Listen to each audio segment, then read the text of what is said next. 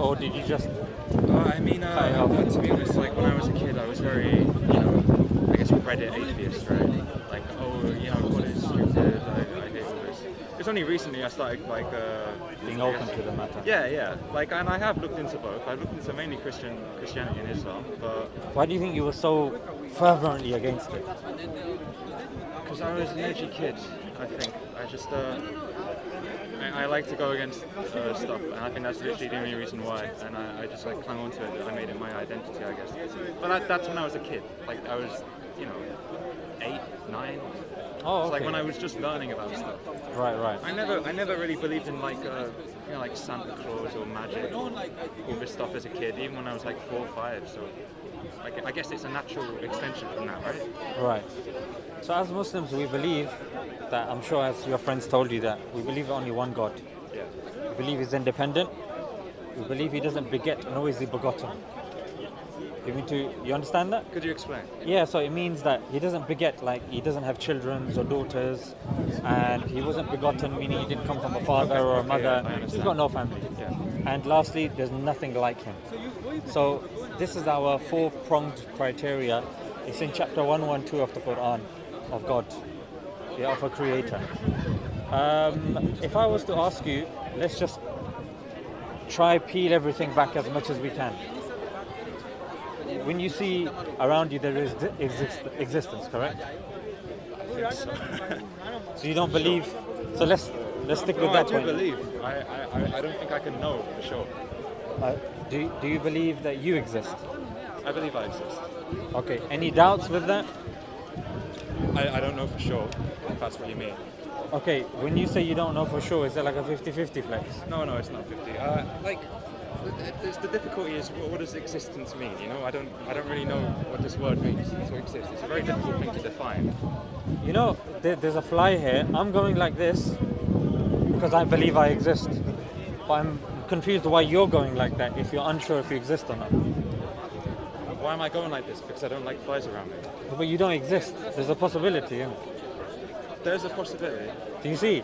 If I was to entertain this point slightly, and forgive me for, but it is an important point, because sometimes we become very skeptical. Okay. You're not being skeptical with the fly at the moment. No, certainly not. But let's just say, for example, crossing the road. Sure. Am I correct to assume that you would look both ways before crossing the road? Yeah, most times. If someone was to take a swing at you, you would try to avoid it as much as possible. If you saw some filth or some feces on the ground, you would avoid it. Yeah. Doesn't that show to an objective observer that you not only believe that you exist, but the things around you exist as well? To a very high possibility. Yeah, do you see what does exist mean? Tell me. Being conscious. Being conscious. Does a rock exist? Experiencing. Does a rock exist? The rock exists. Is it conscious? I don't believe a rock is conscious, no. So that's clearly not the right definition, right? Not necessarily, because even in terms of conscious, there's different types of consciousness, isn't it? You've got certain consciousness that are present in cells, but we're not going to say that it's a human consciousness, do you see? So the more then you go into it, then we need to delve into philosophy. We need to look, for example, if you look at existence, there's 3 types of existence. Sure. There's an impossible existence, there's a contingent existence, and there's a necessary existence. Any philosophy you go into, even if you go to modal logic, that's how existence is classified. Okay. Yeah? Impossible existence, like a square circle. Dependent existence, pretty straightforward, if you depend on something else. In fact, the definition of dependency is something that's composed of parts, that can be any other way, and that can cease to exist. That's the philosophical definition of dependency. Something that's independent is the opposite of that. It's not composed of parts, can't be any other way, and cannot cease to exist. If I was to ask you a simple question, are you dependent or independent? Then you're dependent on something else, correct? And that's dependent on something else, that's dependent on something else. Naturally, the chain has to end somewhere, isn't it? Whether it's logically or whether it's rationally. Mathematically, of course, there are theories and there's pen to paper. I'm talking about reality and what's observed and experienced by us. There has to be an end to that chain. And I'll tell you by one simple analogy. If I was to, just before I throw a ball, I ask you permission. I haven't thrown it yet. Then I ask his permission, his permission, his permission, and it goes on for infinity. Would I ever get to throw the ball? If it's just going on for infinity. There has to be an end to that chain for me to eventually throw the ball. So the fact that I've thrown the ball, after I've said I've asked permission, that means somebody in that chain said, yes, there has to be an end to that chain. Because as soon as that chain ended, the ball was thrown. So the fact that you are here, you are living, you're dependent on something, it's irrational and absurd to believe that that chain can go on forever. Are you with me so far? Yeah. And philosophically, I'm not going to theology at the moment. Philosophically, rationally, there has to be an end to that chain. That's called a necessary existence. Yeah. Otherwise, we can't exist. It's a paradox of sorts or a contradiction of sorts. You see? Okay. So philosophically now, there is a necessary existence. Now, you've got people that are, philosophers. Now the question would be, what is that end to that chain? Yes, you would say God, right? Well, we would evidence that it's God, and I would tell you, and I can, using first principles, evidence that that is God. Could you? Yeah. For example, you accept that that necessary existence is independent, correct? Yeah, I guess. It's Because sure. the problem I have is how do you know this even exists? How do you know there is an end to the chain? Because I'm saying philosophically, this is using metaphysics and rational, basic logic. That if something goes on forever, then how do you explain the dependencies regarding it? It doesn't make sense. In order to believe in an infinite regress, that it's called, you have to accept an absurdity that, there's an infinite regress, but we still exist. What are we depending upon? Upon an unlimited chain. Science falls apart, philosophy falls apart, logic falls apart.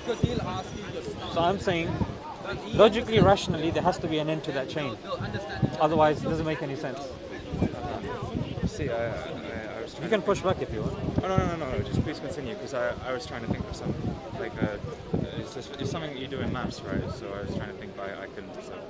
Okay, yeah, please go on with No problem. Yeah. Even if somebody was to say, infinite, there's an infinite. The thing is infinite, that's why I gave that preface, because I know you're into maths. Yeah, mathematically, you even have minus numbers. That doesn't mean you go to the shop and you say, okay, can you give me -1 cake, please? Then you can do that. Selling a cake, But then you could do, no, but using that number by saying, yeah, give me -1 cake, or give me infinity cake, or give me this number, I guess. Do you see? So it's not a number, it's a concept. Yeah. Yeah. So you're okay with the fact that this necessary existence, it makes sense that it's independent, correct? Yeah. Now I would argue, logically and rationally, it has to be powerful, because as dependent things, you depend for your power that which you depend upon. So what you depend upon has to have more power than you, because you're depending upon that thing, correct? So naturally, if you've got all of these dependent things, depending on this necessary existence logically, rationally has to have immeasurable power, because everything is depending upon it. Why is that immeasurable? Why is that? Why is it immeasurable? Because creation as we see it is immeasurable to us from an anthropocentric point of view. Are you saying our universe is infinite? No, I'm saying that from our observation, we don't know life, what's out there. So as from an anthropocentric sort of view, we're saying that the universe, from what we see, is dependent, whether it's stars, whether it's comets, whether it's particles, whether it's dark matter, dark energy. To us, whatever is out there is all dependent upon God, and I would argue... Dependent maybe, but measurable, no? Immeasurable... Just measurable. How do you measure it? You can define it. Break that down for me, because you don't need a concrete, kilograms or meters or whatever, but would you argue this universe is finite? This universe, according to the science that we know, it's growing, isn't it? It's constantly expanding, but not infinite, you see? I agree it's not infinite, but what I'm saying is immeasurable power according to us. All of this argument is from us, anthropocentric point of view. I know, but I am just arguing that it's not immeasurable. Would you say, maybe it's the word immeasurable that's causing issues. Would you contend with I guess that this being would have a great deal of power? Sure, great deal of power. So independence, Although finite. great deal of power, Although finite, yeah. finite power. Yeah. A Why great would- deal, but finite. Why would you say it's finite if you're accepting that the universe is expanding? Constantly growing, sure, it doesn't mean it's finite. I mean infinite. And because we don't know what's outside of the universe, is there a possibility that there could be other places? Sure, there's a possibility, but we don't know for sure. I think making the claim that it is infinite is a bit of I didn't say infinite, I said immeasurable. immeasurable. You see, I take those things as the same thing. If you I- can't I- measure it, it's... I'll give you an example. If I look at this pot, I would say for me, measuring the grass is immeasurable. Yeah, okay. You see? Yeah, okay. In that sense. I guess it's just a misunderstanding of That's the what I'm saying, yeah. definitions. Okay, Yeah. sure. So independence, would you say that design requires intelligence? Most of the time. What can you give me an example of times in which design wouldn't require intelligence? Say, the cliffs, right? They've been worn down by the sea, and yet they are still beautiful. How would you classify that design objectively? Well, I mean, I wouldn't call it intelligent, sure. Would you say, let's go with objective measures of design like symmetry? Symmetry or the golden ratio, or Fibonacci's, Fibonacci spiral, etc., etc. Yeah, that's something as a mathematician you can understand. Yeah, I And you mean, can measure this, as well. this golden ratio business, I wouldn't say is a... Yeah, okay, yeah, we'll go with that. Yeah, the 1.618 is used by the Apple logo. It's used even by mobile phones. It's used. 5 minus 1 over 2 or something. Yeah, it comes down to 1.618. Yeah. And it's used even to kind of measure the beauty of human beings. It's used in logos. Some say Leonardo da Vinci even used it in the Vitruvian Man. Yeah. So something that you can measure. Would you say that it's the inference to the best explanation is design equals intelligence? Perhaps the best explanation, but not the only one. That's fine. And not always the best explanation either. Would you say it's the inference to the best explanation? If not, why not? Well, it depends on what you're saying has that intelligent design. If it were an iPhone, sure. But if we're talking about us or our existence, then I don't think we can make the same inference, Wouldn't you say that we have the effects of design within us? Or do we look like random beings that have... Would you look at another human being and go, chance? To an extent, honestly, yeah, I would. Break that down for me. Right, we are not perfect beings. It's true. I'm not talking about perfection, I'm talking about design, outwardly design. Okay. I'm talking... If we were designed, our design would be more perfect than it is. Let me refine it more further. I'm saying, looking at a human being, would you opt, when you see a human being, would you say design or would you say chance? What makes the most sense to you? With my current knowledge, I would honestly say chance. Chance, yeah? You say chance created the human being.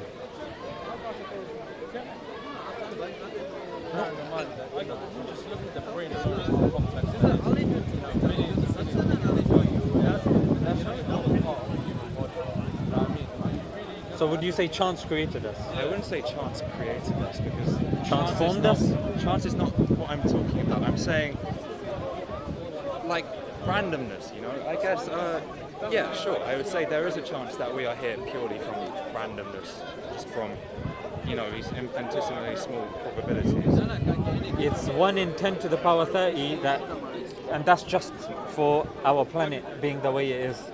That's not even looking at the probabilities of the smallest amino acid in our body and the probability and the chance of that coming together.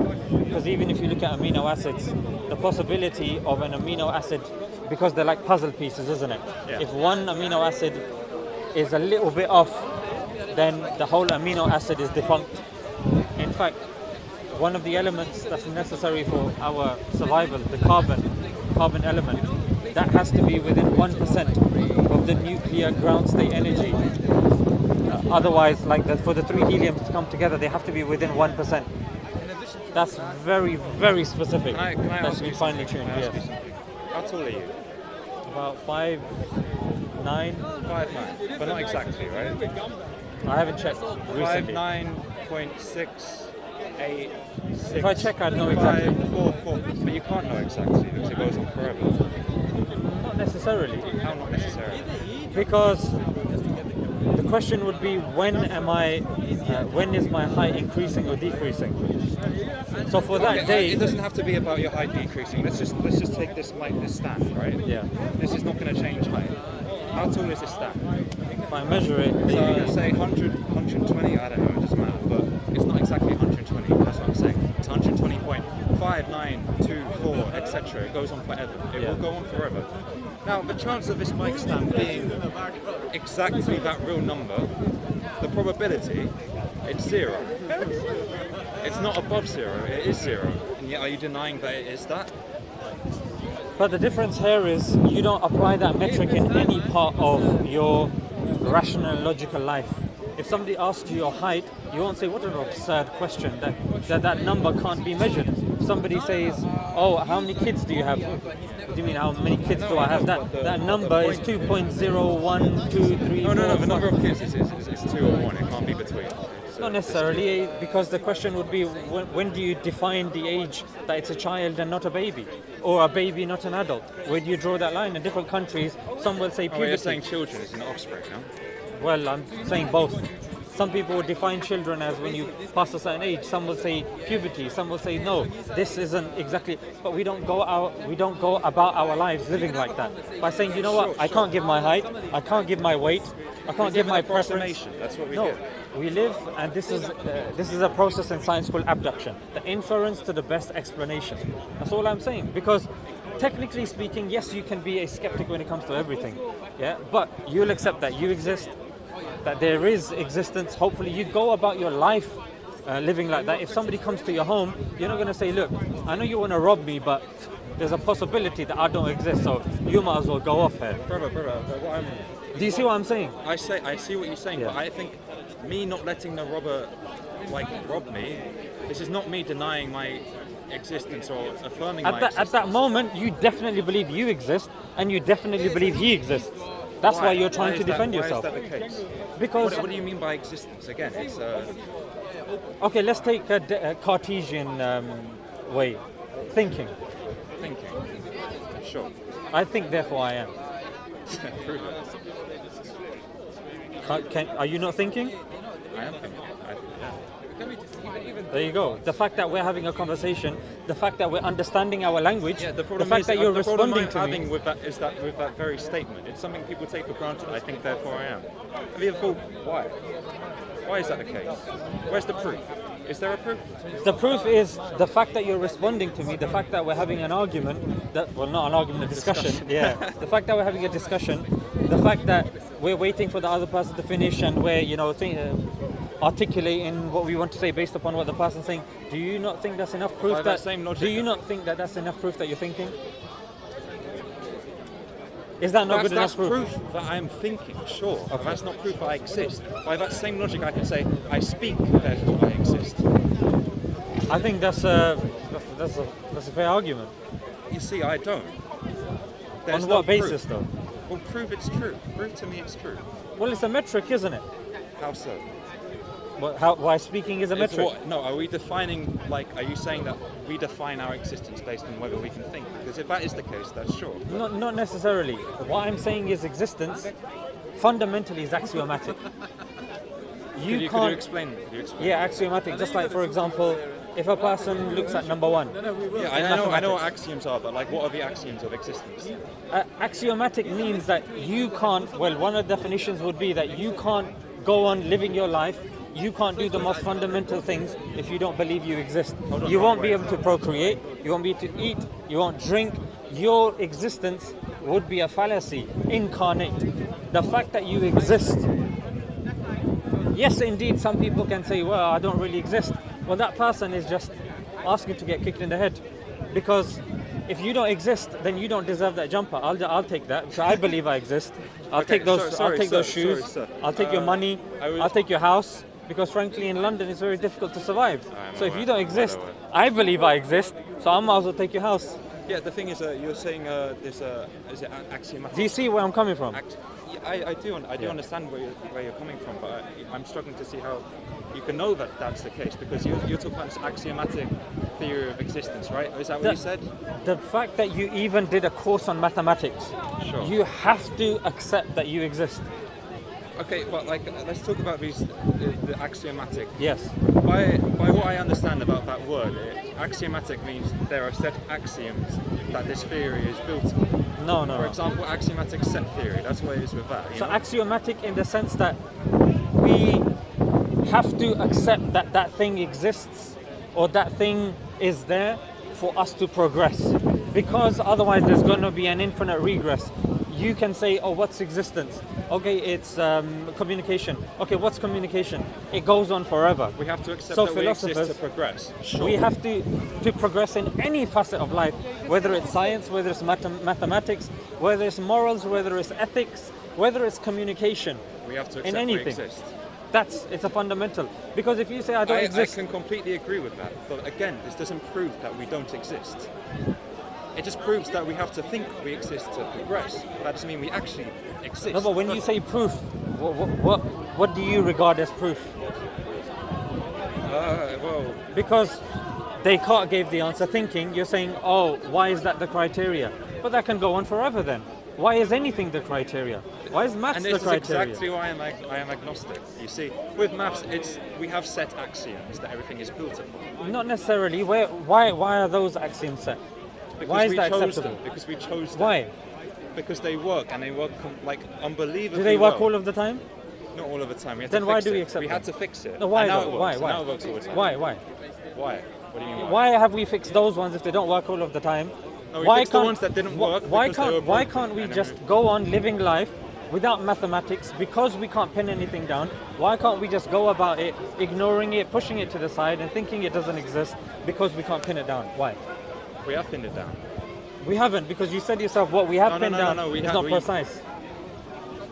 We had like the traditional theory that we had like 100, 200 years ago was not precise. But since then we fixed it, because there were. How do we know? Like Russell's paradox, all that stuff. How do we know that in 100 years? How do we know in 100 years' time we're not going to fix this? We don't. Exactly. So how can you say you pinned it down when we don't know? Sure, we don't know. Then why can't we put maths to the side? Why can't we discard it when we don't know? It works really nicely. That's quite frankly the answer, because it just works too conveniently and you need too much to lose. Would you say science works very conveniently as well? Not necessarily, no. In what sense? Science is tricky, isn't it? Science is tricky, but the water cycle doesn't work very well. Oh, that works well. The fact that we are breathing oxygen, the fact that we are Homo sapiens, that we require water, we require oxygen. Yeah, like is requiring water convenient? Yes, because if we don't drink water, we die. But what if we were just created that we didn't have to drink water? That would be more convenient. Then you would die in 4 days.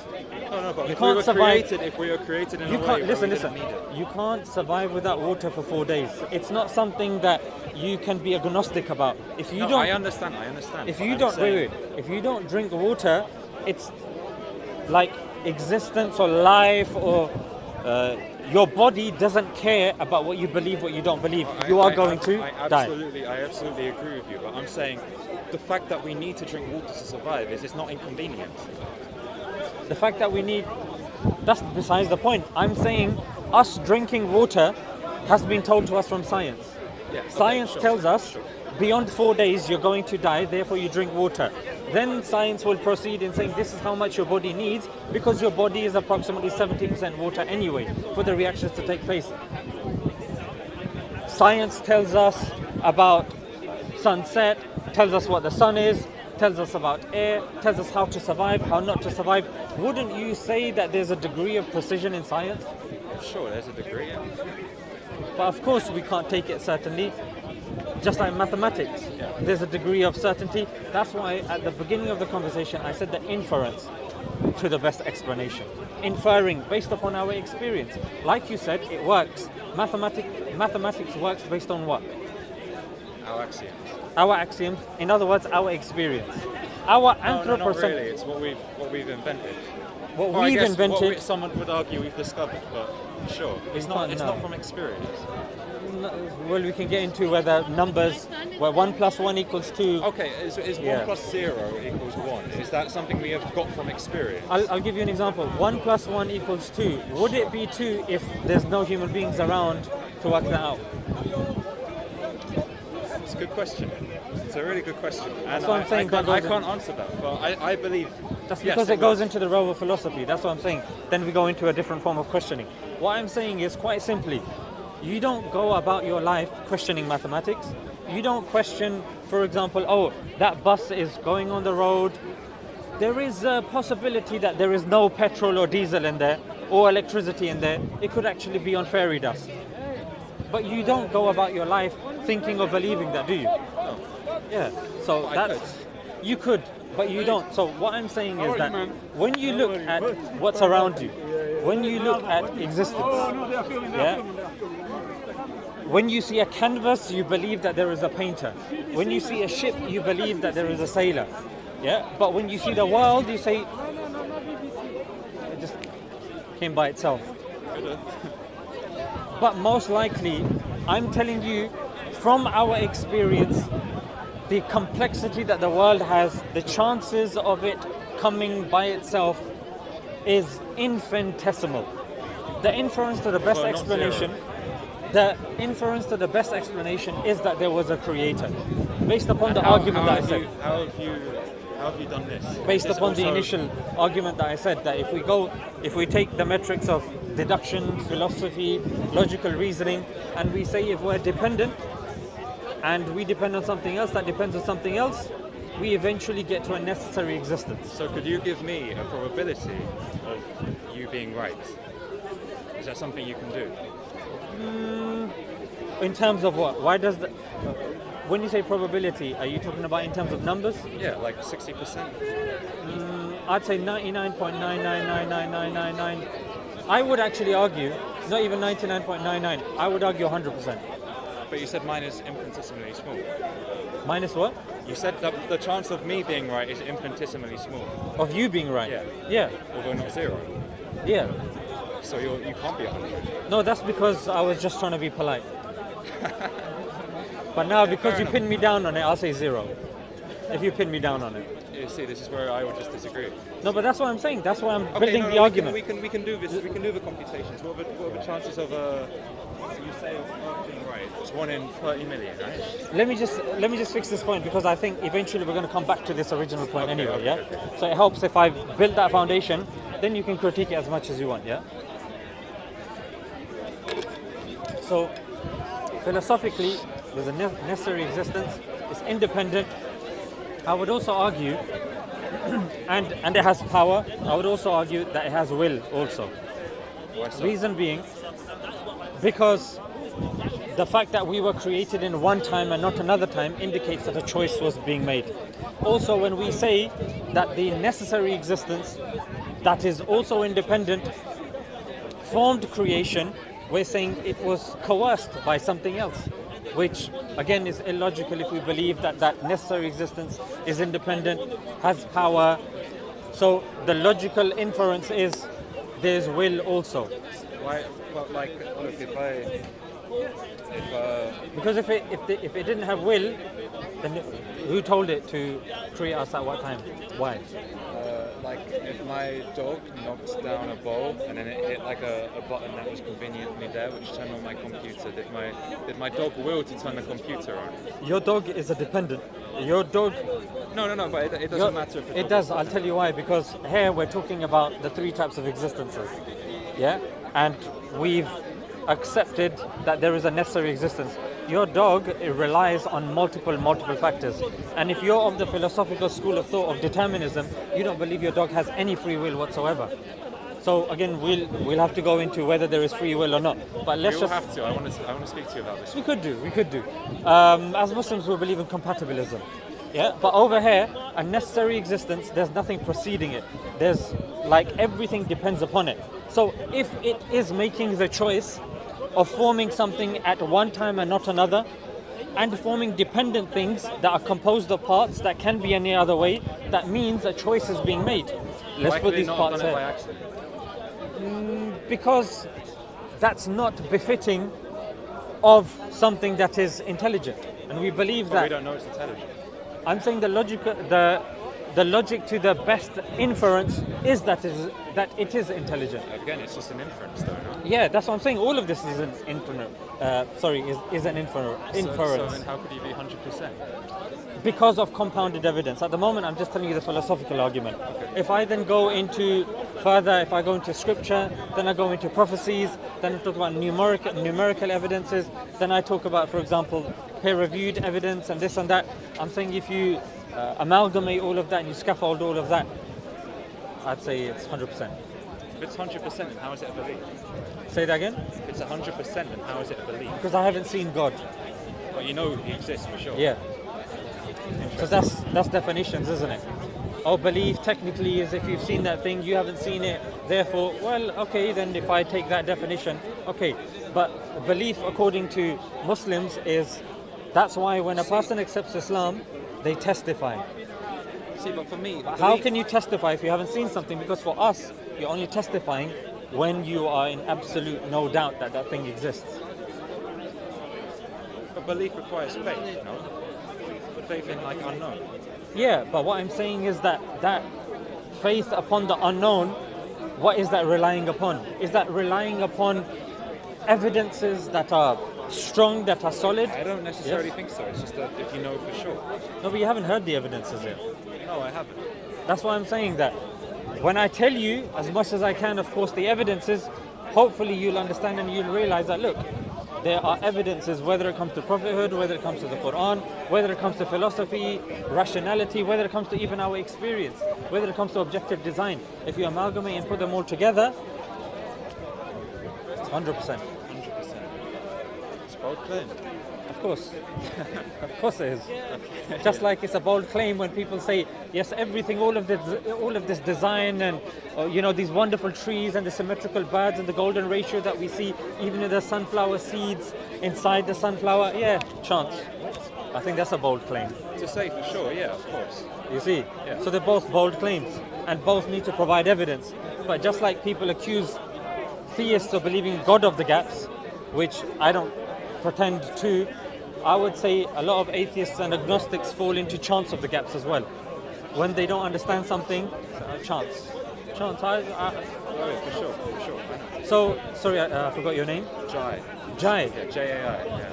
Oh, Jai. Like, yeah, but it's pronounced Jai. I don't know. My parents just like that. It's an Indian name, no? Yeah, but like I'm not Indian at all. My parents just chose it. Well, it's a very, what's the word, tropical name. And what's your name? I don't think- Zishan. Zishan. Nice to meet you, Jay. Nice. Okay, Jai, do I have to say Jai or Jay? What do you prefer? Please, Jai. But Jai. Jai. If you Okay. insist, you can say. No, I'm not going to. I can remember Jai because it rhymes with chai. Yeah, And exactly. we love chai, which is tea. So I know that, Jai. yeah, using that memory association technique. Okay, so coming back to this point. So I would say out of the three bold claims, all of this came by chance. Well, all of it came from nothing. All of it came from a creator. I would say out of these three, the one that makes the most sense, whether it's experientially, whether it's philosophically, whether it's rationally or logically, I would say coming from a creator makes the most sense. Okay, that's fair enough. And then, The Quran. yeah, which we're going to go into. Okay. We're going to go into. So even if we progress this further, the argument of will, again, this is a Ghazalian argument, which says that if you see a block which is blue, white, blue, the fact that there is a block that uses the same shapes and it has colors in it, that means a concerted effort, a choice has been made into firstly selecting the shape and secondly selecting the colors.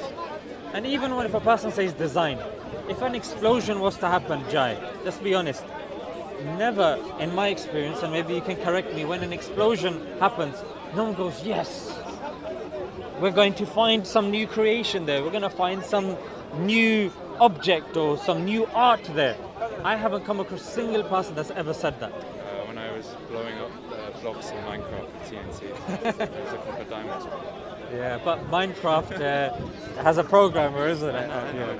I know, I'm joking as well. Yeah. So what I'm saying is that when people say that all of this that you see came from an explosion, but it was a special explosion. Oh wow, a special explosion. Okay, can you please elaborate? Oh well, there were some particles there. Were they magical particles? Oh, I guess so. They were. It's a belief just as yours is as well. Yeah. So, but again, that's taken as fact, and people, that's preached in schools. I don't think it's taken as fact.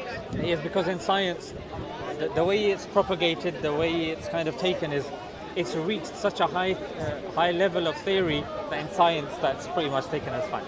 Well, it's still, According to the scientific regarded definition. as a theory.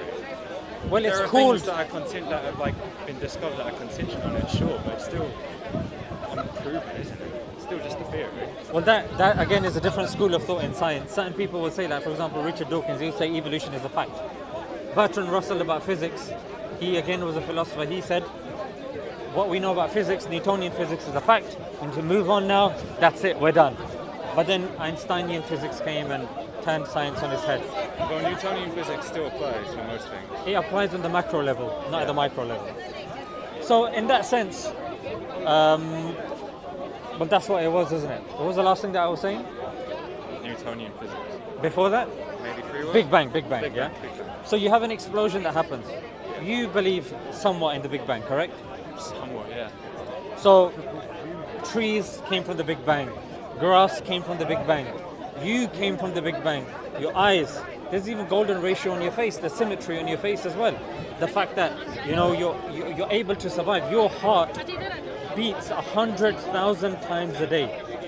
There's an average life expectancy of a human being to live 60 to 70 years. On average, generally speaking. A bit higher here. Yeah, 60 to 70 years. It's actually higher, actually. It's 80 here. Yeah, 60 to 70 years if we were to take a rough average. So the human being is expected to outlast a Toyota, outlast a Bugatti, a Ferrari. Yeah, but we're saying yes, a Bugatti was designed. Yes, a Bugatti was created, but a human being, there was an explosion a long time ago, mate. Chance came. I don't know if I exist. So what I'm saying is that we don't go about our life believing that things. Can you give me an example of an explosion that created something? So I'm saying, if we lay down our arms and we can revisit certain things, Jai, no problem. Sure. But what I'm saying is, as somebody that has to navigate in life, if we were to say, you know what, let's do a first principles approach to this. Out of these, what sort of options would make sense? I think you've been fairly honest, to be honest. You said you exist, I exist, most likely there is a necessary existence, it's independent, it has power, it has will. You have issues with regards to the design, but if I was to push you and say, look, the fact that we have objective design, symmetry, golden ratio, Fibonacci's ratio as well, or spiral, would you be pushed and say, you know what, I would accept this objective design? I'm not sure about that. You don't believe golden ratio can be measured objectively as design? The thing is, you will never get a perfect golden ratio anyway. But that we can say even with the height of somebody. Nothing, you can't get anything perfect. Exactly. Even symmetry, there's no technical thing like symmetry. It doesn't mean you're not going to learn about symmetry in maths. You could just sit in your maths lesson, you can go to the exam and you can say, well, technically, it's not symmetrical, I can't draw a line. Whatever line I draw will never be symmetrical. Everything in maths is hypothetical, isn't it? We're not But it doesn't mean that you would discard it completely. It doesn't mean you wouldn't bother studying it. It doesn't mean that you would disregard it. But I do not treat it. real. It's up in the air, isn't it? So when you go to the bank and you ask for £50 and he gives you 2p, I don't believe maths is real anyway. Well, that's money, isn't it? That's maths. Counting money is maths. I know, but like, we are not holding 50, the number in our hand. We are holding £50 in our hand. It's a different. How many pounds? 50. 50. That's a number. But we're not holding the number. You're not holding the number, but you're. But that I understand. concept, I understand. But that concept is being materialized in something, correct? So I would say this act of design, although I can't touch design, but it's been materialized in symmetry that you see around you. Let me give you another example. The reason why we actually do take this seriously, if somebody was excavating in Mars and they're digging and they come across a vase, That's right. do you not think it's going to be front page news everywhere? Yeah. Elon Musk's going to be talking about it. Everyone's going to be talking about it. Even Trump, with his one IQ brain, will be talking about it as well. Hey, you hear this? Is he a fan of Trump? Yeah. I said Trump has one IQ, and then he said, tell him. Oh, no, I don't. Obviously, I agree. You agree? You agree? Yeah. Okay, he doesn't agree. So, Our economy to be boosted. Okay, our economy, yeah. Okay. so when no one's gonna say, would you say that generally en masse people are gonna say, why is this such a big deal? You found out a vase on Mars. What do you think the response to that would be? Why it is a big deal? Why is it a big deal? Because it appears to have had an intelligent creator. Appears to the general masses or to one or two No, daft to blokes? To everyone. So we go about our life. Aliens. If, for example, we see the word, or like we've sent an aircraft back. Sorry, we've sent some sort of craft in space that has communication in there. That if alien life was to find it, then it is to respond to us or it is to reach out. If something, Voyager, right? yeah, one of the Voyagers, if it reaches back with, hello, my name is Alien. I don't like your faces. I'm not going to be coming back. And people are going to be like, what on earth are you guys making a big deal? Why are you laughing? Why do you believe aliens have a sense of humor? That's because putting words together in that specific order that it fulfills the criteria of language, you believe that there is an element of Intelligence. yeah, intelligence. But yeah? it's not given. According to your criteria, nothing is given, but that's why initially I understood that and I respected that, and I said the inference to the best explanation. Okay. So I didn't want to keep falling into this. Yeah. So the inference to the best, I'll just use this term. So the inference to the best explanation is there is intelligence. So similarly, just how we would accept intelligence when it came to alien form, when it came to even paleontology, if we find a bone structure of a brontosaurus, we wouldn't say, oh man, billions of years right there, mate. Billions of years. No one says that. So what I'm saying is we don't believe that when it comes to bones. We don't believe that when it comes to a work of art. We don't believe that when it comes to a phone. We don't believe that. And I'm getting What do you mean again. we don't believe it when it comes to bones? Bones, like if we were to dig and find bones in a specific order, that it tells us that this used to be a dinosaur, we wouldn't say this is just chance. Okay, I understand. It's just random rocks that have come together through chance.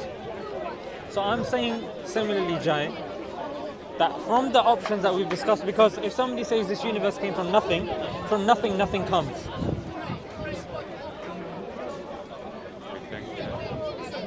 Chance, again, if a person says chance created all of this, then you fall in the fallacy of reification, which is you're attributing agency to a abstract idea. Like I don't you, think we're not- wait, we're not- you made a good point. I'm going to praise you a little bit.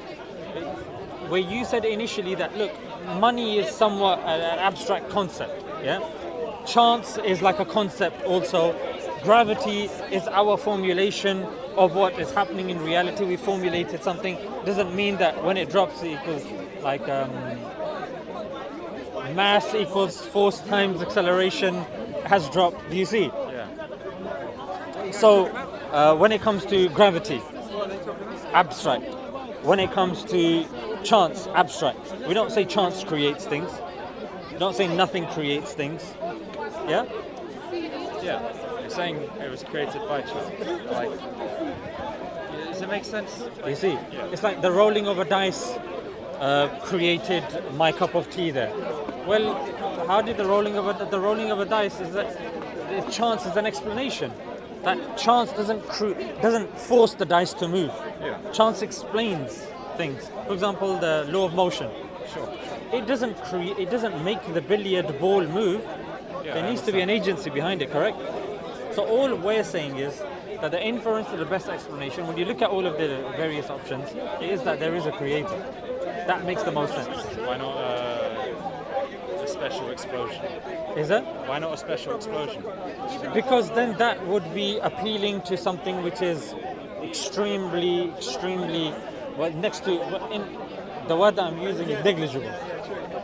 And the point that I initially said to you, the inference to the best explanation. That's the worst explanation. Yeah, like a very loose definition of Occam's razor, even though I'm sure I'm butchering it, but sometimes the most simplest answer is the best answer. Okay. Yeah. So then we go further.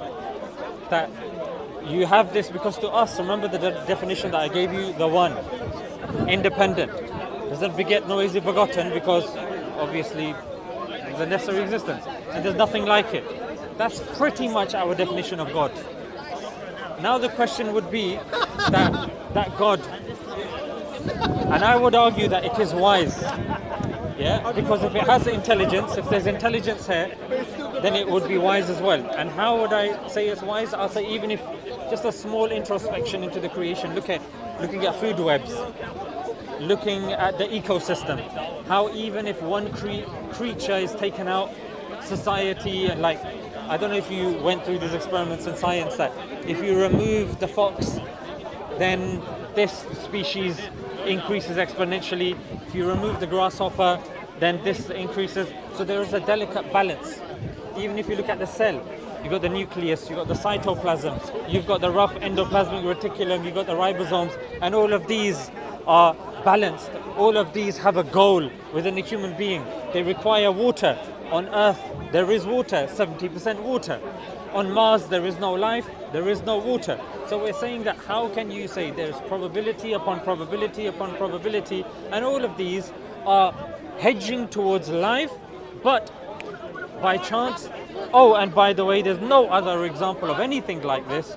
This is a totally minuscule probability of us coming into existence. I would say if that's a very small probability, and the greater probability, according to our experience, is from everything that we've observed from day one, is that there is a creator and a designer. I guess the leap in logic is you're asserting that this creator is right. He's like. I think you would even agree. Else. You would even agree because time and space started at the Big Bang. There was no time and space before then. So this necessary existence has to transcend time and space. I know, but that's and the fabric of that's a leap in logic that it may be hard to quantify the probability. Not a leap in logic, because that's why initially I said dependencies. You can't have an infinite regress of dependencies. If you look at Earth, if you look at what's in the Earth, all of these are dependent things. But you're asking me to believe in an intelligent being that. You can't comprehend a lot of things. You don't comprehend dark energy, dark matter, but yet you still believe in them. You can't comprehend many things in mathematics. You can't comprehend in true symmetry, but yet you go about your life telling a woman that you like, that you're going to marry afterwards. Look, you're very beautiful, you're very nice, you're this, you're that. And when you go to the dentist, you say, my teeth are not symmetrical, I like to get braces. Actually, technically speaking, this tooth is bigger than it. Look, mate, just cut the crap, just fix this. Yeah, just sort this out. Yeah, and you go to the woman, she's like, how do you think I look? Does it look alright? Well, technically, your lipstick is not really symmetrical. Yeah, but yes. We go about our life doing science, doing mathematics like you've admitted. But what's interesting, Jai, is we take leaps of faith in everything else. In chance, in mathematics, and all of this stuff. But when it comes to God, Could you give an example? they're like symmetry. Like you've accepted yourself that there's no absolute symmetry. According to you, there's not in the real world. Not in the real world, and according to you, the symmetry of the paper might not even exist. But What do you mean by this? like initially when we were talking about existences, you said there is a possibility that I may not exist. However, you don't go about living your life in a solipsistic sort of way. You've hedged your bets with the fact that you do exist. So if I did live it solipsistically, I would assume I exist. Yeah, you would. I'm the only one that exists. Well, and solipsistically, you'd only believe that you exist, not anything else. But this is worse than solipsism. So nothing. Do you see? But you don't go about living your life like that because you're hedging your bets by saying, So like, what's that thing? there would be no, it wouldn't be worth living if I didn't believe I existed. You know what I mean? You know what I mean? So what I'm saying, Jay, is on everything else, we're willing to say, you know what? This is the inference of the best explanation. That's fine, and I can scaffold the evidence. But when it comes to religion, I think the criteria that we typically use, we suddenly become deaf and blind. Yeah, I would even go further, deaf, dumb, and blind, and we say, huh? What is this? What is that? I don't know this. I don't know that. You do. You do. When I say you, I mean just generally speaking. You do know what this is, referring to existence. You do know you exist. You do, hand on heart, don't accept that things just pop into existence and out of existence. You believe that there is somewhat a system and an organization in place. That's why you cross the road, not believing that a bus will randomly just pop into existence, or a hippo with one leg asking you to vote for Theresa May. That doesn't make any sense, because Theresa May is not even up for elections. Forgetting that why that hippo is even there with one leg. Poor hippo. So in that sort of sense, my friend, this is what I'm saying. Now, if we were to scaffold this further, and we say that, look, this existence is there, we are intelligent, yeah, we are wise. Logically speaking, if we are coming and depending on that thing should also be intelligent and wise, because if we can comprehend what's going on around us and we have innate morals and innate things within us, surely that necessary existence has to have these attributes to a higher degree.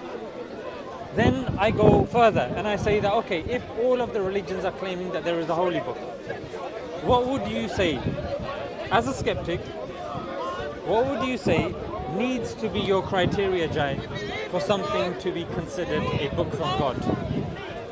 Never changes. Never changes. Okay, proceed. You know, if it was Don't feel rushed. a book from God, it would have to be true, right? In what sense? What do you mean? It would have to be absolute. I don't know, like. Because bear in mind, this is criteria that you're now giving for you to believe in that book. Don't feel rushed. For I'm me not to rushing. believe in God. No, for you to believe that this book is from God. We've already But established. it would have to provide, well, proof that it's from God. What sort of proof? I'm not sure, man. Some proof. Shall I help you? Yeah, sure. Okay.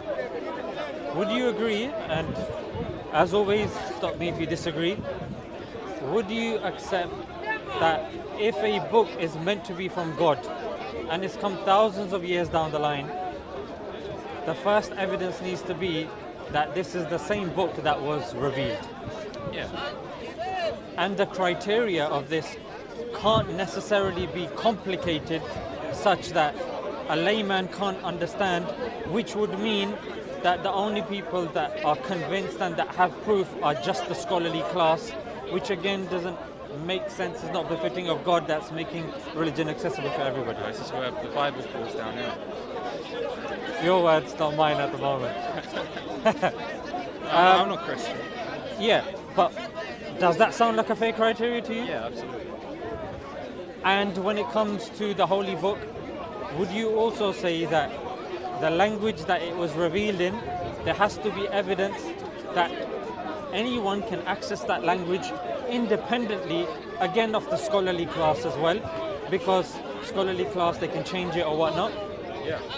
Would you also say, if all of the holy books were burnt, put in a river, sent to Mars, wherever, that the scripture should still be accessible to the people word for word? Yeah. Because surely it shouldn't be Yeah, subject I to agree, human I agree, destruction. I agree. Would you also say that there has to be things in there like prophecies? Yeah, if there are individuals, then for an individual to claim he's from God, he needs to be mentioning and talking about stuff that shows that he is getting knowledge from a superior source. See, this is where it starts to fall down, I think. No, not really. So you don't believe prophecies would be a good criteria? That if somebody claims to be from God, that their claims need to be supernatural as well and measurable. Because everybody that claims to be from God claims to have some sort of miracle and they have to evidence something, right? Miracle, yeah, but like over prophecy, it becomes like if I cast out 100, predictions of the future, one of them will come true. Okay, if prophecies are taken at their face value, not with human meddling, like you said, that's not necessarily a prophecy. That's 100 prophecies from which one has come out to be correct. I'm talking about prophecies, plural. Would you say that if there are multiple prophecies that can be measured using primary source, again, that's something today you could measure as well, would you say that's a decent enough criteria? Okay, look, it's a different thing because you're saying... We don't have to go into that if you're unhappy with that. No, it's just there's a difference between a book has to have all of these things for me to believe in it, and if a book is from God, then it has to have all these things. It's like different. Because the first three, what is it? Has to be accessible by everyone, has to be understood by everyone and it can't change and all this. That doesn't prove it's a book from God. But I would expect a book from God to have all those qualities. You can give me all these criteria, and sure, if I have a book from God, then I would expect them to meet all these criteria. But just because a book meets all these criteria doesn't mean it's from God, you see? But that's why my initial question to you was, for you to believe that a book is from God, what would that criteria be? Yeah, and that is quite simply proof. That's the main criteria for me. And what do you mean by proof? What sort of proof?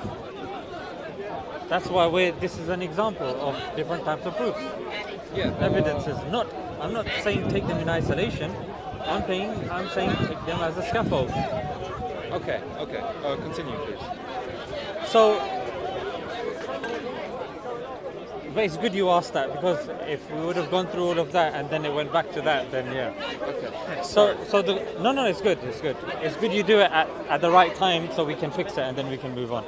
The Quran, as I'm sure you've been told, is the only holy book from the ancient holy books that if all the books are burnt, it can be written word for word. Reason being, it's mass memorized. Yeah, he tells me 300 million, something like that. Children as young as 6 have memorized it. Yeah? Grandpas as well. Number 2, the language of the Quran is a live language. Arabic is the 4th or 5th most spoken, it fluctuates on the planet, most spoken language. Jesus spoke Aramaic. According to UNESCO, it's an endangered language. Sanskrit of the Vedas, again, not a live language. Hebrew, only spoken by certain Israelis. Yeah, and even Koine Greek, that the New Testament is written in. It's not a common language, not accessible by everybody. So Arabic of the Quran is accessible, it's memorized. In fact, even as somebody that, if someone's like, look, I need evidence, I need physical evidence. Out of the ancient religions, we have a manuscript that dates to the time of compilation. We're the only ones. And that's present in the University of Birmingham. And even its authenticity has been carbon dated by the University of Oxford. Yeah, he tells it. Yeah, and it's 100% word accuracy. So that's why I think maybe you said that the Bible doesn't fulfill that criteria. Neither does the Old Testament, neither does the Vedas. Yeah, neither does the other books that are already extinct now. Sure. So, and even if we look at, for example, the challenges within the Quran as well, produce a verse like it. or find any contradictions in it. If there were contradictions in the Quran, and the Quran is making this challenge that find contradictions in it, surely at Speaker's Corner there will be people here with a big scroll, hear ye, hear ye. This Do we have that for the Bible?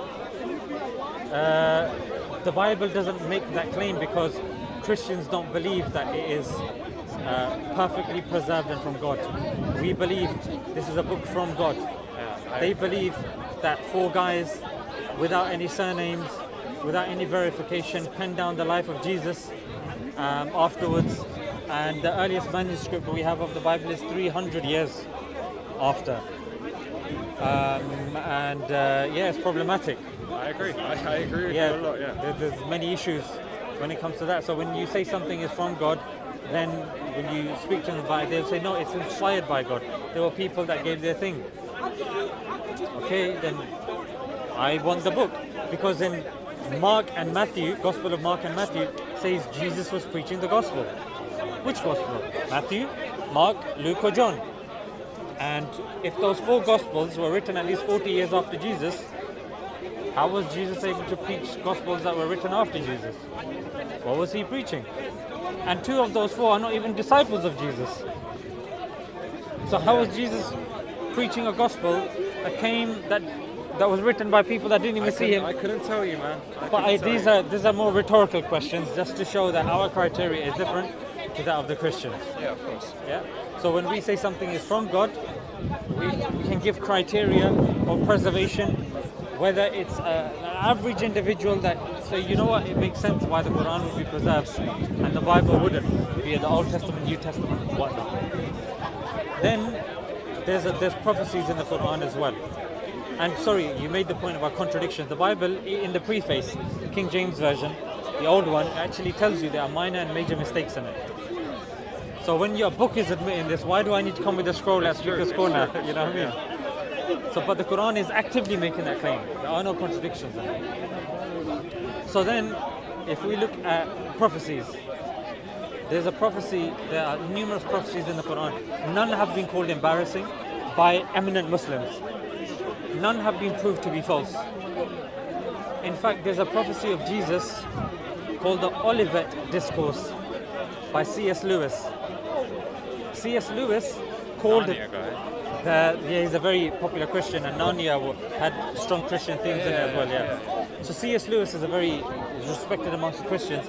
He called the Olivet Discourse, an embarrassing prophecy of Jesus, because Jesus prophesied that the end of times would come at the time of him and his companions, and obviously we're still alive. And Christians believe Jesus is no more. Did he prophesy, he was a prophet for you guys as well? Yeah, for us he was a prophet. Did he make that prophecy as well? No. You don't believe it? No. But For Christians Christians, do believe it. they believe he's God, and they believe he made that prophecy. And I can give you the reference of that as well. But Okay. and he called it an embarrassing prophecy. It is. Prophet never made such prophecies. No eminent Muslim scholar has ever called the Prophet's prophecy embarrassing. In fact, there are certain prophecies, and this is why there's a book called Forbidden Prophecies. I'd recommend you read this if you get a chance. It actually goes through the prophecies made by I Ching, Nostradamus, the guy from Scientology, loads of them. And I don't know if you've studied cold reading, people that read palms and all that. Yeah, I haven't, but I know what you mean. That's good, that will help in this discussion. Because typically speaking, when you're making a prophecy, Jai, there are certain principles that you need to follow. One is be vague. Yeah? Be vague. Do not give and specify time. It's the worst thing that you can do. Yeah? And say things that there's a strong probability of them taking place and happening. You don't hedge your bets on the horse, that there's a horse race going on, and there's a horse going on with 3 legs, and then he's waddling right at the back, of course. And then you make the prophecy he's going to win now. That's bloody impressive if he wins. Wouldn't you say so? Of course, yeah. There was a prophecy that the Prophet, peace be upon him, made, which is actually more impressive than this disabled horse Let's hear it. winning the races. Which one? Let's hear it. Okay, I thought you said the Syria one. Oh no. Yeah. So, at the time of the Prophet, peace be upon him, the Roman Byzantines were fighting the Persians. They were losing miserably. To such a degree, they lost Jerusalem, Constantinople, and Egypt. Heraclius, the leader, was literally brought to his knees, and add insult to injury, a plague had broken out. Because that's all you need, isn't it? You've lost all your strong points, your king is on his knees, and a plague's been broken out. And of course they were losing miserably. It was at that moment that the Prophet made the prophecy. He said, within 9 years, more specifically from 3 to 9 years, the Byzantines will beat the Persians. Lo and behold, and even before I tell you the end This was not in the Quran. This is in the Quran. It is in the Quran. Yes. So did he prophesize it, or because the Quran is the word of God? It's the word of God, but it's articulated. The Prophet narrates the word of God, isn't it? Okay. So there are certain things that the Prophet tells us what is God, in other words. Otherwise, how are we going to know? God's not telling us. He's telling his Prophet, his messenger. So then, the Prophet, peace be upon him, i.e. the Quran revelation, tells us, but before I get into that, certain historians like Susan Wise Bauer and Theophanes, they say that the Byzantine army were ill-prepared, they were lazy, and they didn't have enough armory.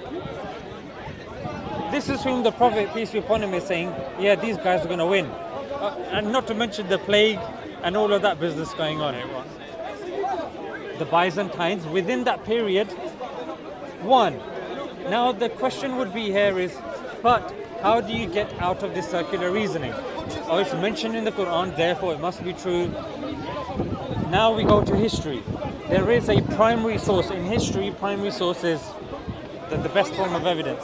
A primary source by somebody called Theophanes. In a book called the Chronicles of Theophanes, he confirms exactly what the Quran says, the date structure of the Quran, and that book is even accessible today by historians and by students of history as well. You can check that out. And on top of that, there's another pronged approach, because the Quran then said that the Muslims will be celebrating. Hang on a minute. There's another prophecy within the prophecy? Yes, like the Chamber of Secrets within Hogwarts. Yeah, and this was referring to a battle that again the Muslims were in. The Muslims were 313 against an army of 1,000. Lo and behold, the Muslims won in that battle as well. So this prophecy in both of its aspects proved to be true, had the date structure in it, was evidenced again by primary sourced evidence, is proved by a scripture that we have manuscripts for, and we have, of course, other evidence that place its time for when it said that it is there. Give me your thoughts about that. It's very impressive. Obviously, I'm going to say it. It's not impossible, but it is impressive enough for me to. I think I will check it out. Okay, fantastic. Check out the book Forbidden Prophecies by Abu Zakaria. This will probably be online in a couple of days anyway. So, so anything that I've said, you can go back and you can cross-reference the stuff that I've said, even the stuff about philosophy and stuff like that. You can say, oh, he was lying there. Look, the amount of cameras here. That's why I do it, just so no one can accuse me of just picking things out of my pocket. Even the dates and stuff you can check as well. Yeah? So, Forbidden Prophecies is actually free. The PDF is free online. I'll check it out. And then, yeah, and there's right down here. Where's your friend gone? Before I leave here, I just wanted to ask you one thing, and this. Okay, I've got it here. Now I'll put it to you, like, because your friend's not here. If there's anything you want to ask about, even controversial questions, terrorism, Palestine, this, that. I'm not too concerned about politics. I just wanted to ask, is this free will business? You say there are no contradictions in the Quran. You believe we have free will. We don't believe in absolute free will. Okay, that's interesting to me because That's why I said compatibilism. yeah, okay, because this is why we came, because my friend he couldn't answer this. And he wanted me to ask you. Yeah. This is something that's very confusing to me. How can Allah know what is going to happen, know our fates, and yet we can still dictate our fates? So, very simple answer to this would be, even if I was to preface this, that sometimes certain atheists bring this as an argument against God, yeah, as if it's going to disprove God. Let's just say, for argument's sake, well done, atheist. Then he leaves, and then he's like, okay, do I believe in free will? There's three schools of thought, even in philosophy as well. You've got the deterministic school of thought, free will, and you've got compatibilism as well. And again, there's no analogy that explains how you can have free will and you can have determinism and this and that. I would say, quite simply, even in religion and in theology, that's one of the things that, as an explanation, it's very difficult to do. Like, we believe in compatibilism, the how of it, we don't know. But if I was to answer on a very, very rudimentary level, I would say that knowing something doesn't imply coercion. For example, I was a primary school teacher for 6 years. By the end of my time or my era, I would be able to very specifically determine which students would pass and which would fail. Why? Because in my experience, I could just tell. But if I said that a student would fail, and that student failed, and he turned around and said, "You said I was going to fail, therefore I failed." I don't think that's sound reasoning. I agree with you, but the difference is you're not God. You can't know that kid's not going to pass for sure. Oh, yeah, drink for it. Oh, Jazakallah. Thank you, brother. Thank you. You have a very good idea, and you made a very accurate guess, but you don't know for sure. But here's what I would say, that with us, we have very limited understanding and knowledge. God has, his knowledge he's the all-knowing. So for us, again, even when we were talking about before, when it came to immeasurable and infinity, these are concepts that we fail to grasp and understand. And I would say, when you're talking about someone with that is all-knowing, for somebody with limited reasoning and with the inductive measures that we have of knowing stuff, I wouldn't know how to articulate or answer that. And that's why even in our theology we're told that it's something that we take on belief. Okay, that's interesting because to me, like as an outsider, this is a contradiction. If someone knows what's going to happen to me, then I can't make any decision to prevent that from happening, because that's going to happen. Wait, when I gave the example, you said, but that's me and that's God, and then I gave the point that God is all-knowing, yeah. And for us to kind of grasp that doesn't necessarily, it's not going to make sense to us. So we go by our examples here. So let's just say, if your friend predicts that you're going to go home, which is highly likely because, let's face it, depending on the time that we finish, he probably knows you somewhat. Can you then say that, oh, he made me go home? No, I can't. So I would say a similar analogy over here as well. I can also make the choice to not go home. You could, but the more your friend knows, the more his knowledge is, the less likelihood of him getting it wrong, correct? Of course, but the likelihood of him getting it wrong is not zero. But the point here was, he's not compelling you to go home though, is he? No. He's just exercising the knowledge that he has based upon the variables that he knows. And some people say that if somebody even knows the variables of nature, he can predict, if I throw a ball, where exactly it would land. If you know all of the variables and you have all of that knowledge, and if somebody has that knowledge, when they know everything, then they can predict every single thing in the universe. Hence why, correct me if I'm wrong, the viewers I'm sure they could do, Einstein also went towards this trajectory and said that there has to be a way that we can map everything that's happening. We can get into the mind of God sort of thing. But then this was one of the things that he failed at. So in other words, knowing something doesn't imply coercion. Right, but like, if Allah, sorry for pronouncing it, but if God knows that I'm never going to become You can Muslim, say Allah, it's fine. Allah, if Allah knows I'm never going to become Muslim, then I will never become Muslim. I have no choice. But I can't then choose to not become Muslim, to become Muslim, because He knows everything, and He knows with certainty that I am not going to. He knows the outcome, but he is not forcing the outcome. For example, there's two ways. He's not forcing the outcome, but I have no choice in the matter. The outcome is going to happen regardless of what I choose. I'll give you an example. If God says, Jai must not accept Islam, and in another place, Jai will not accept Islam, must not indicates you have no choice in the matter. You can make this argument in that case. Jai will not indicates knowledge of that choice, doesn't indicate coercion, only indicates an existence that knows what you would do.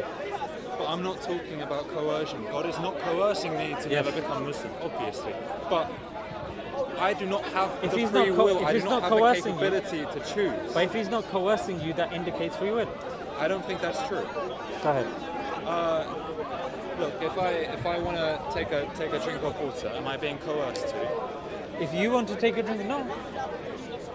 But I do. Right. Have I made that choice? Yes.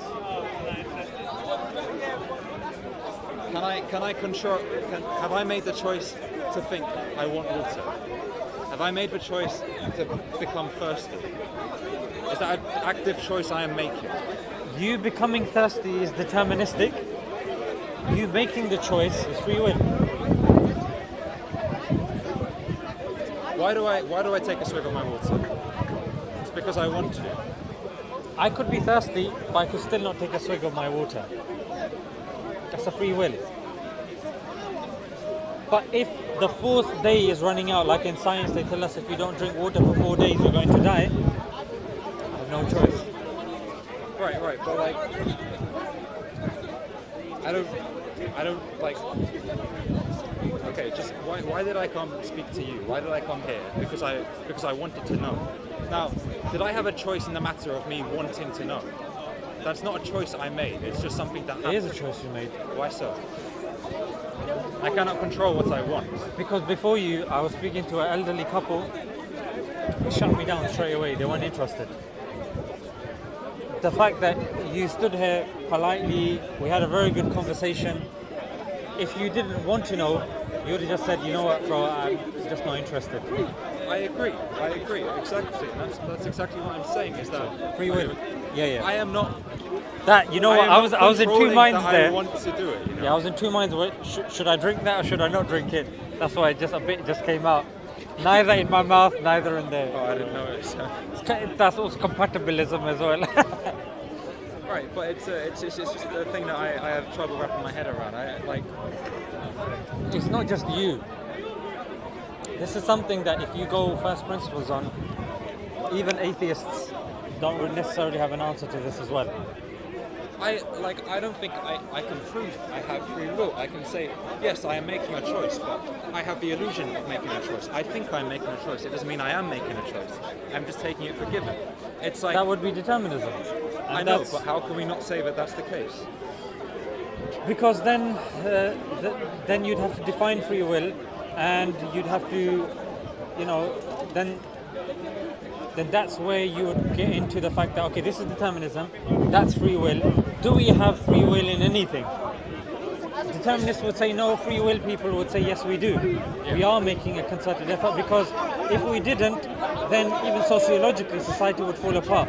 Because you can't then put a murderer in prison, because he will argue, I was determined by nature to do this, I shouldn't be held accountable. So again, from a functioning of society point of view, for society to function, again, it's one of those things that... I completely agree, but if God knew that that guy was going to kill someone, did he really have a choice in the matter? God knows him so well, he knows that's exactly what he's going to do. God created him, yeah. So, can he suddenly change his mind at the last minute? Is he capable of doing that? That wouldn't mean God is all-knowing then, isn't it? If, for example, I'm an expert, I'm creating a microphone. If I'm an expert who creates microphones and I end up making a microwave, I'm not really good at making microphones, isn't it? So if God is all-knowing, all-seeing, all-hearing, omnipotent, omniscient, then we say, yeah, but if he creates us and that guy he doesn't technically know. We can't call him all-knowing. By the way, does it explicitly say that in the Quran, that he is all-knowing, powerful, etc.? Yeah, there's certain, there are many qualities of Allah that are mentioned in the Quran.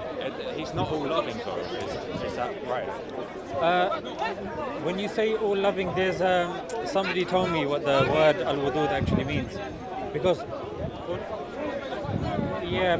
we don't say God loves. Because I know in Bible it says he loves everyone. Yeah, no, we don't believe he loves I don't everyone. believe in it. Okay, interesting. In the Quran, in Arabic, God has multiple names. One of the names is Al-Wudud. Al-Wudud means the most loving or loving. If you don't believe it, Yes, that's the translation. The most loving. Yes. so we don't believe that he is all-loving. Yeah, just the most of. Yeah, so God hates the action of disbelief. Or God hates the action. Does anyone have tissue? Oh, I've got one for you, The problem with these things are when they start leaking, start getting sticky. Oh, thank you, bro. So God, for example, hates certain people. He hates people who actively try to Thank you, bro. change the religion or who associate Yeah, alhamdulillah. who try to I was in and out. right about Yeah, the legends here. knowing against God. You got Pasha a minute. God will hate that action. Assalamu alaikum, It's my bro. second time here, isn't it? I really want to apply for they're going to help already. Assalamu alaikum. Inshallah.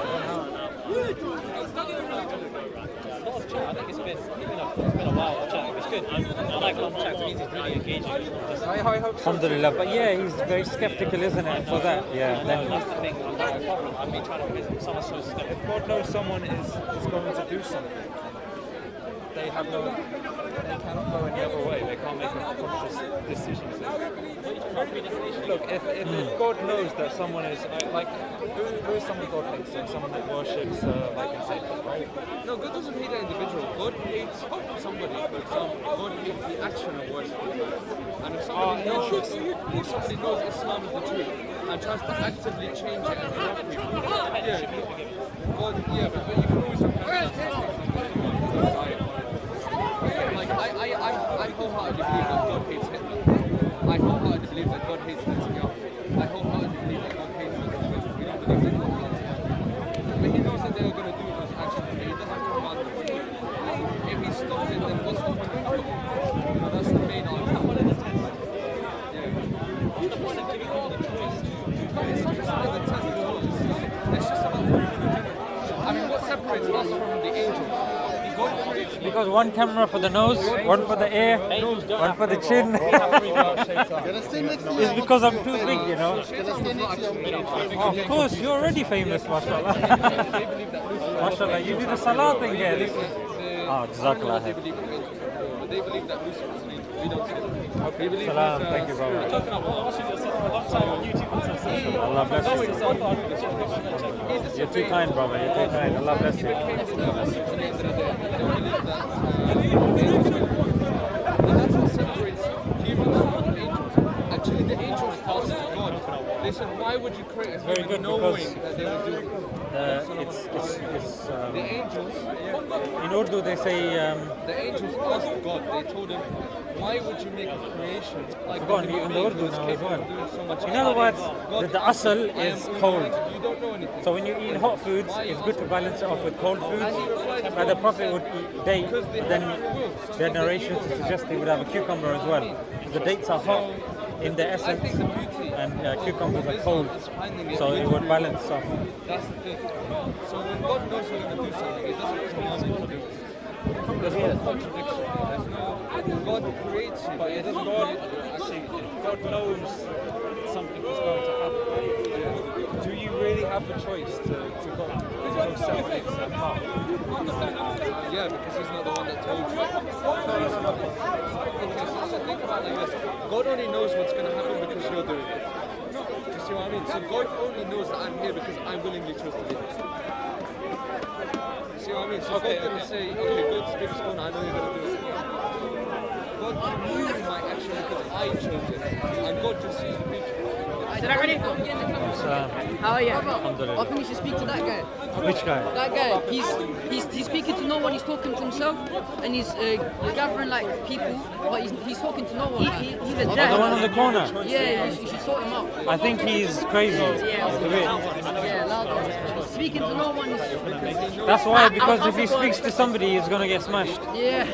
That's the problem. Four people have got answers for him. He doesn't listen. That's the problem. Why doesn't? That's why he's speaking to himself. Yeah. You see? Salah. So, bro, check it out, inshallah. The stuff that I've mentioned, you can continue the conversation with him. But yeah, I'll take that. And yeah, normally I come Sundays. So if there's any follow-up or questions or something, think about what I said, and hopefully we can touch base again soon as well. Yeah. We can come back. We can come back. Yeah, it's up to you. If you want to ask before I go, or you want to ask next time, it's up to you. I think we'll come back. Yeah? Okay. Thank you, sir. My pleasure. My pleasure. Really nice meeting you. Bro. You guys can carry on.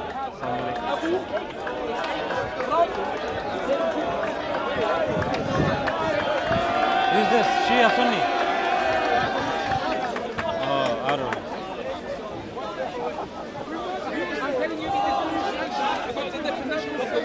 Yeah, bro, you'll take this. I'm telling you the definition of the name that we say. Can we go right there?